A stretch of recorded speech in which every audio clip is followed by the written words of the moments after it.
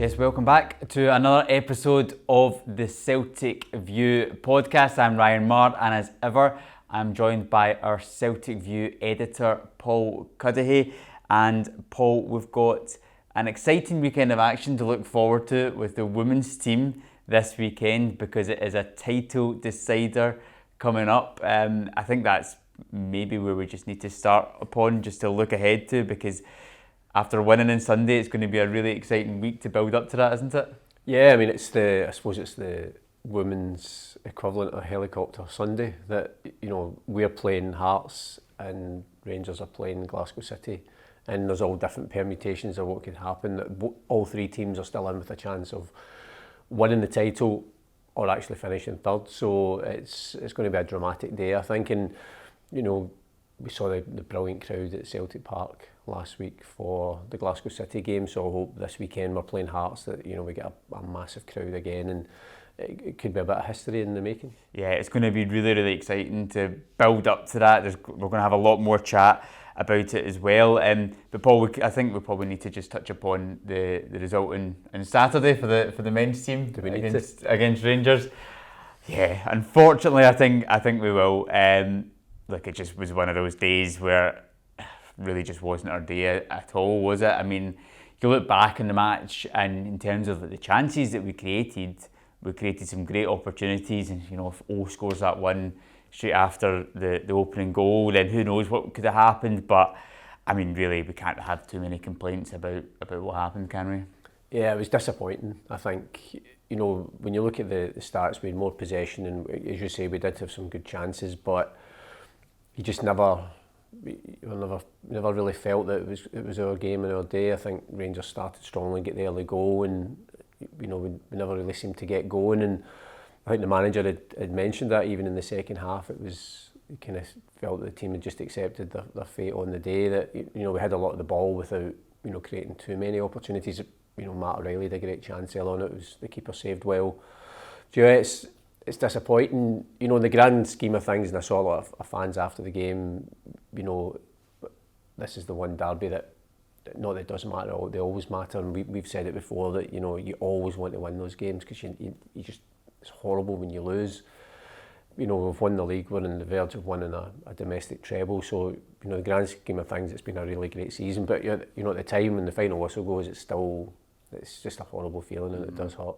Yeah, I think it's just the manner of the defeat, really, more than anything else, because for so long with this team, we've just not really seen that performance, particularly in the second half. So I think that's probably something which makes it that little bit more disappointing, just that we didn't seem to have that never say die attitude and keep going right until the end. But it's one of those that, from my point of view, it wasn't great, obviously, the result, or the performance. But you've still got to look at it in terms of the bigger picture and where we are this season, what we've achieved, what we've still got to play for as well going forward.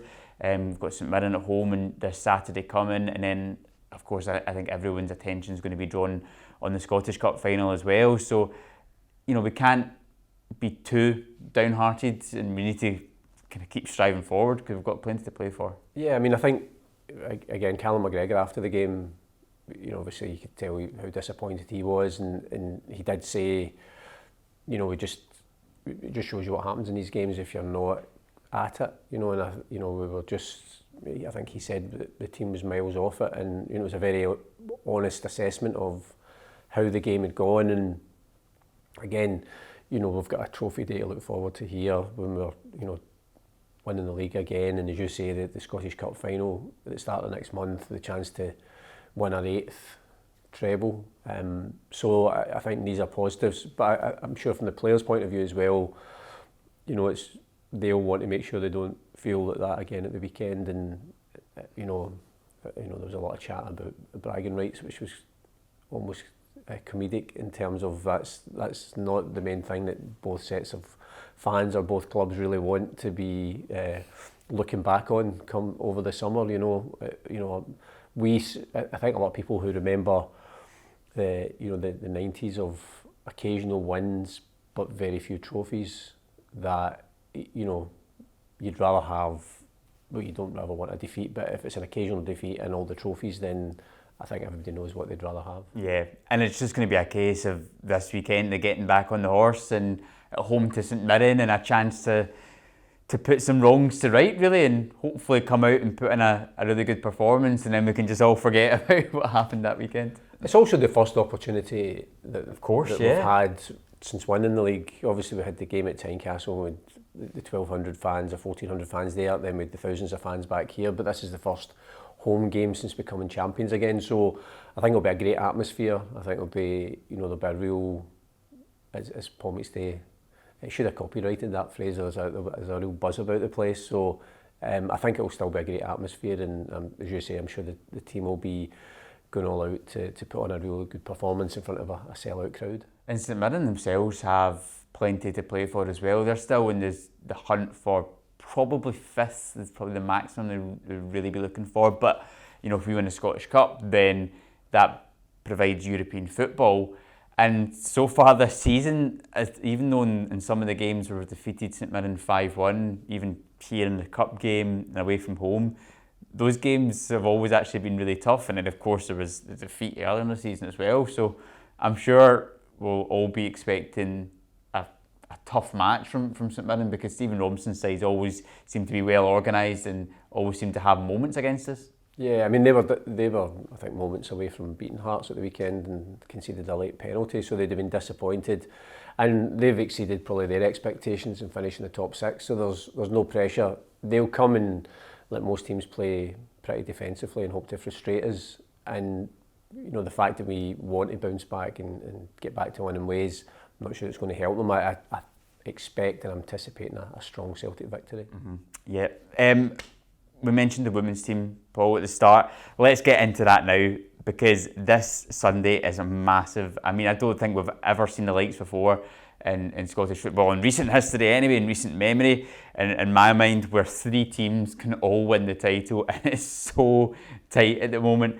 I think it's going to be a day packed full of drama. So where we sit at the moment is after we just got a 2-1 victory away to Hibs, Kitlafersky and Claire O'Riordan got the goals for us. We had a little nervy moment towards the end where Hibs scored in the 95th minute and then had a chance thereafter. But what that now means is it sets up a situation where we're currently actually third in the table on 78 points with a goal difference of 102. Rangers are second, also on 78 points with a goal difference of 103. Glasgow City are top on 80 points and a goal difference of 93. We host Hearts on Sunday, and at the same time Rangers host Glasgow City. So what's going to happen? How do we see this one going? Because literally anything can happen in a day. I mean, it's in a strange way, I would say we are favourites, because I think we would expect to beat Hearts for title at home, and goal difference will play a part, and I'm sure the team are just going to go all out and try and score as many goals as they possibly can. Glasgow City playing Rangers, it's going to be a really tight game. You wouldn't expect either side, if either side won, it's going to be the odd goal. I think, the games between those two teams have been very tight anyway this season. And it might come down to goal difference. I think if we can get a good few goals, I think Glasgow City would have preferred to have. I think the games at Ibrox, I don't think they would have wanted to play in the big pitch. They've played a couple of games. They played at Hampden, we beat them. They played at Celtic Park, we beat them. So I'm not sure if they would have rather just played at a smaller, a tighter pitch. But I think both teams know they have to go all out to win it. So there's a good chance it could be a draw, for example. As long as we win, we can beat them.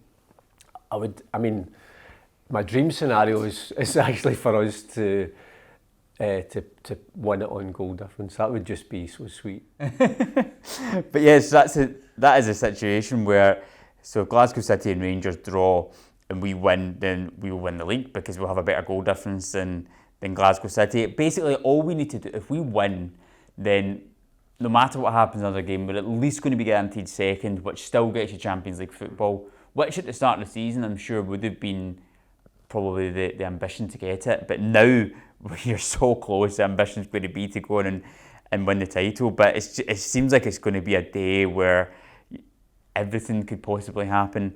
But I mean, even just to be in this position that we're in at the moment, I mean, the game last Thursday at Celtic Park, that was just incredible. The way that they came back in that second half with such an intensity, and in a situation where if we lost that game, not only would they have been out of the title race, probably would have been out of the hunt for second place as well. So your season was literally on the line in that second half, and they came out to a record crowd as well and put on such a good performance. Hopefully, do you think that means there's going to be even more attention on them this Sunday, and hopefully again quite a big crowd for the game? Yeah, I think so. I think the fact that we had the record crowd for a women's game in Scotland, that was great, and more than just the crowd, and it's brilliant for the profile of the game. I think it's the fact that the team then produced a performance and a victory to match, so that a lot of people who would have maybe experiencing a live women's game for the first time go away with it with really positive feelings about it, because they see a Celtic team that came out and especially in the second half and play the way you expect a Celtic team to play. I think it'll be interesting for all the three teams, because I'm sure like in our game there'll be people that will be keeping an eye on what's happening at Ibrox and vice versa. And I think particularly since we're at home and you'd expect us to hopefully get amongst the goals, that'll filter through elsewhere, and if we're extending our goal difference, it maybe puts pressure on the other teams, and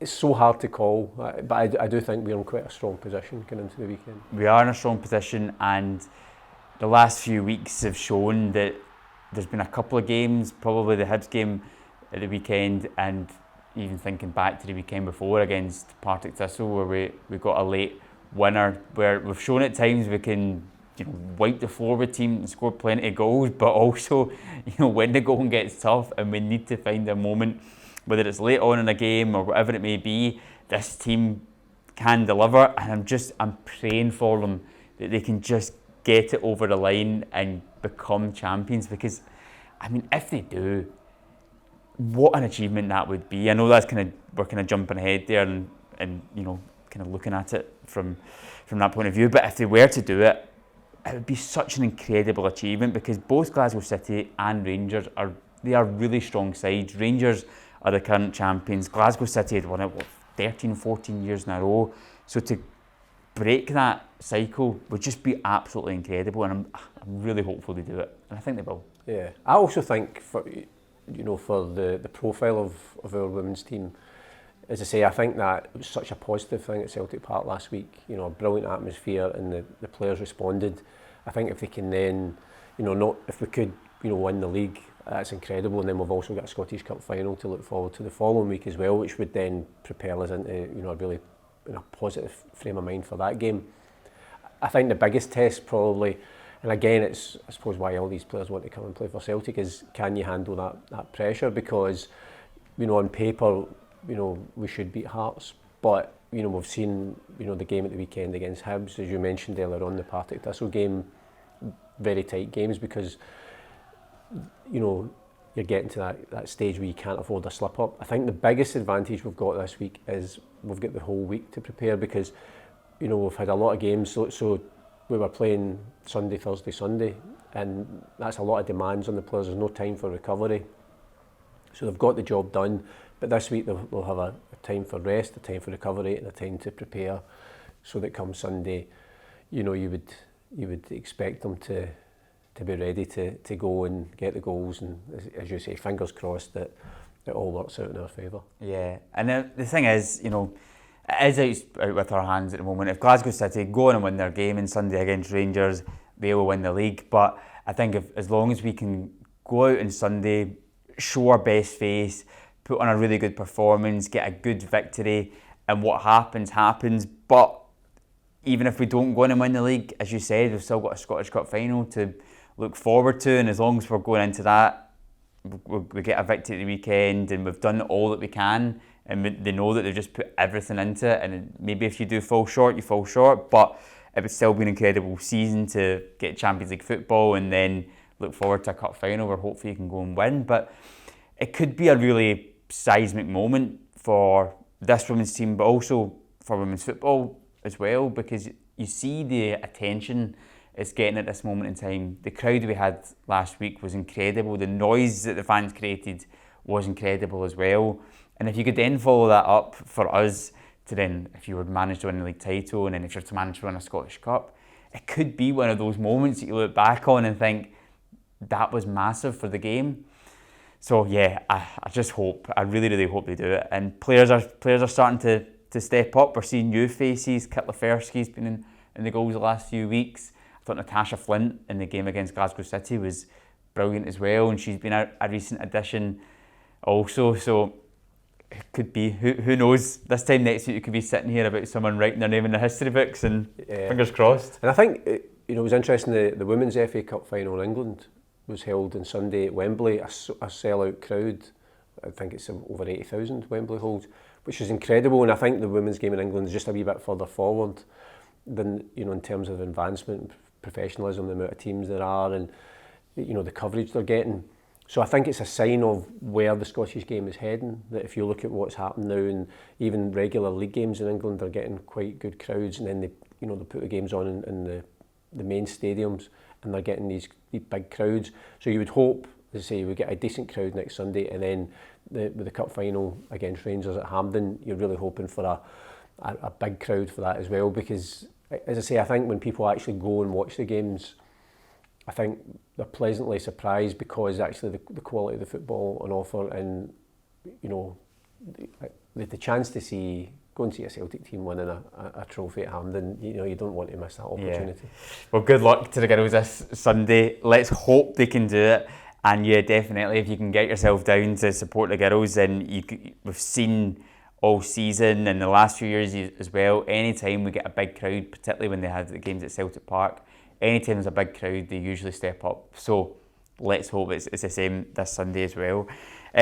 The other little bit, Paul, is on Sunday night, it was the Player of the Year Awards for Celtic and the PFA Scotland Player of the Year Awards as well. For us, Kyogo got both awards in the club, the Players Player of the Year and also the vote from the fans. And for the women's team, it was Caitlin Hayes that picked up both awards as well.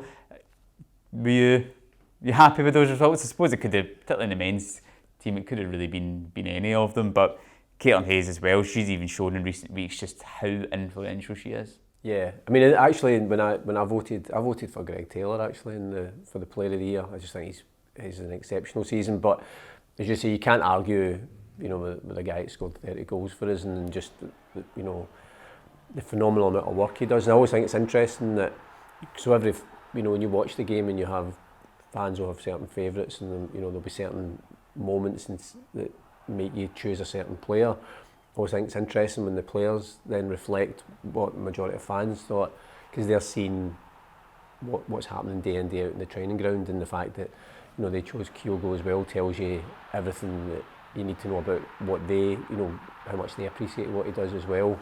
In terms of Caitlin Hayes, I voted for her in the Player of the Year awards. I think she's been exceptional.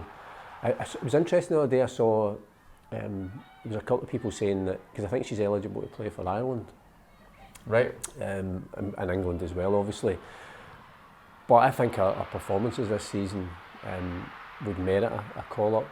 More likely to be the Ireland squad than the England squad at the moment. That's probably the tougher squad to get into. No disrespect to Ireland, but they're going to a World Cup. They could do worse than having a look at Scotland's Player of the Year and just an outstanding player for Celtic. I know, and she just keeps getting better and better with every game, and when it's those big moments, she steps up in both boxes. She's been getting a lot of headlines for her goals at the other end, but I think even in the games against Glasgow City in particular, where it's that big stage, she was just so commanding at the back and so calm and composed, and she's going to be vital in these next couple of games for them. But no, I voted for Caitlin as well. I can't even remember who I voted for in the men's one, and that seems like it's like a cop-out answer, but I actually can't remember. It might have been Greg Taylor as well. May have been.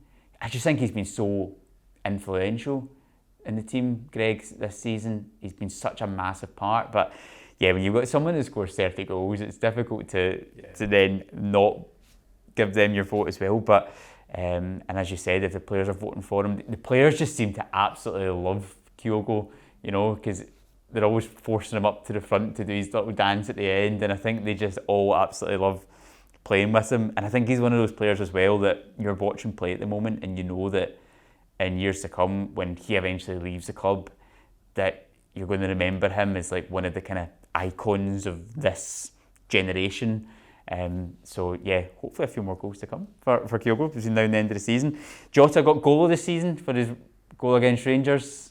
I definitely voted for that. Yeah, I don't think there's any question about it. I think that was also the PFA goal of the season. I mean, it's not just the touch and the finish is sublime, but it's the whole move. For me, it's indicative of the way we've played football this season. Callum McGregor taking the quick free kick that takes about 3 players out of the game. Matt O'Reilly with that brilliant ball through, and Jota making the run, but then just to produce that finish on that stage, and then the iconic celebration as well. Everything about the goal was just perfect, and obviously from our point of view, the opposition. Yeah, 100%.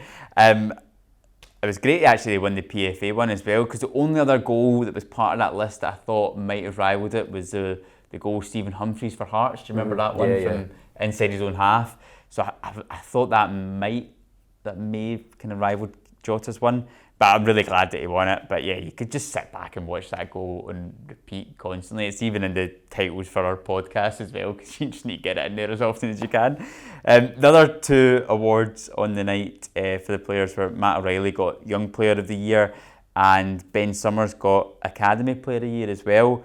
I think they would have had my vote for that as well. Matt O'Reilly's been consistent this season in terms of he's played every single game. He's had some really, really good moments. He's had probably some other moments. I think he's even mentioned it himself in recent weeks, where I think he said he maybe had a little bit of kind of struggle that maybe meant that he wasn't getting the best out of his performances, but I still think he's had a real level of consistency throughout the season, and you've got to have that if you play in every single game. Yeah, and I think, for a young player to be involved in every single game shows that, the manager trusts him, and, regardless of the opposition, regardless of the game, and his contribution. Probably himself, I think a lot of it went under the radar because he hadn't scored maybe as many goals as you expect, but he creates so many goals. I don't think there's anybody with more assists this season, so that tells you, again, what his contribution is. And Ben Summers, he's just really right at the start. It was quite good when he got interviewed last night afterwards, and he was saying he aspires to be like people like Callum McGregor and Stephen Welsh and Anthony Ralston, etc., that have come through the academy, that have sort of led that pathway. He's made his first team debut, but that's just the start, and I'm sure his targets for next season though to be training regularly with the first team, and then maybe hopefully getting some more appearances. Yeah, and with Matt O'Reilly as well, you've got to remember that he played a good chunk of the season in Callum McGregor's position as well, and he took that under his wing. He was brilliant in that position, and playing further back as well, that's going to limit your opportunities for getting in front of goal to score. So I think overall it's been a really, really good season of development for him as well. He's probably learned more about himself and his positions and all those types of things. And yeah, Ben Summers, anytime if I go to cover a B team game or watch him, I always just love the way that he plays. He's always in the front foot, and he doesn't mind if he gives the ball away 3 times. He'll take the ball the 4th time and try again. So hopefully next season, or maybe in the next few games as well this season, can maybe see a bit more of him as well. But definitely a bright spark in the B team. That just leaves us, Paul, on our predictions. And last week you actually done pretty well. You got 2 correct scores. You got the St Mirren Hearts one right. You said a 2 each draw for that.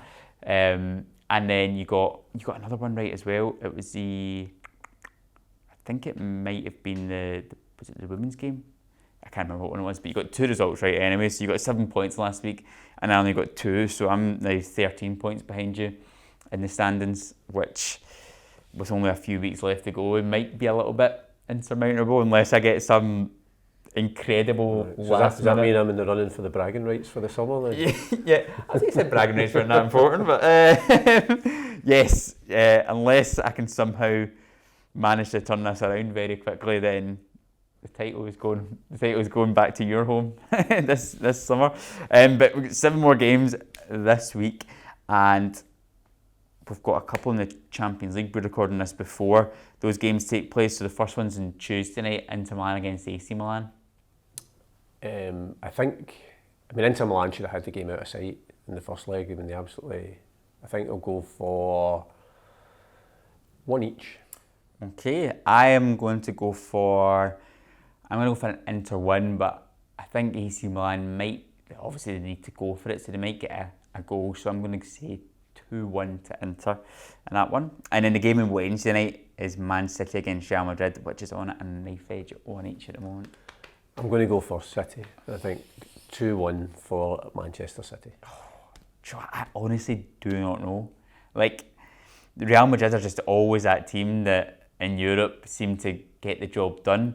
Because City are at home, then I'm leaning towards them. So I'll go for a 3-2 game.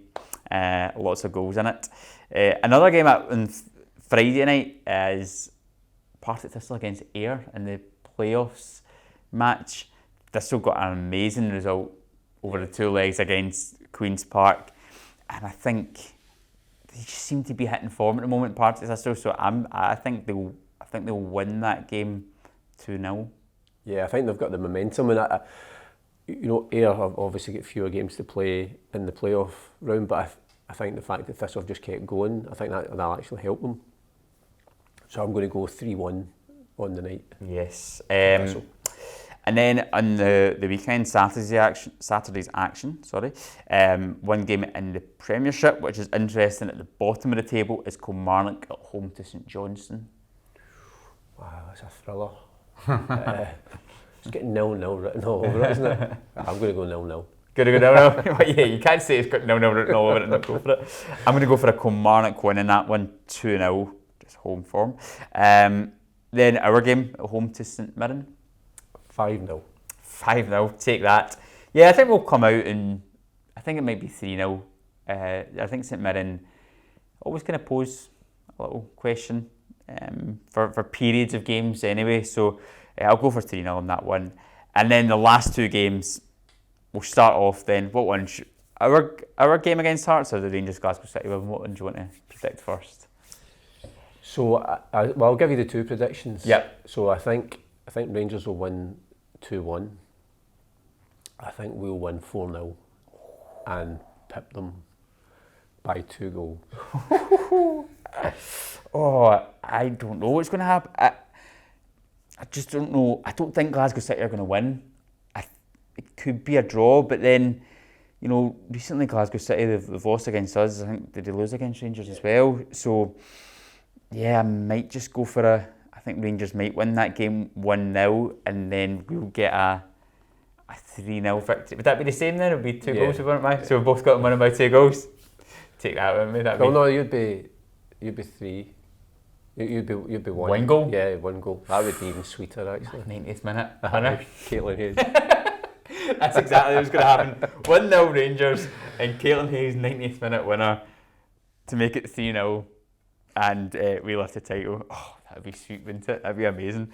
I wonder what they're going to have the trophy in, if they're just going to be like sitting at a roundabout somewhere in between both stadiums and just surely splash out the helicopter.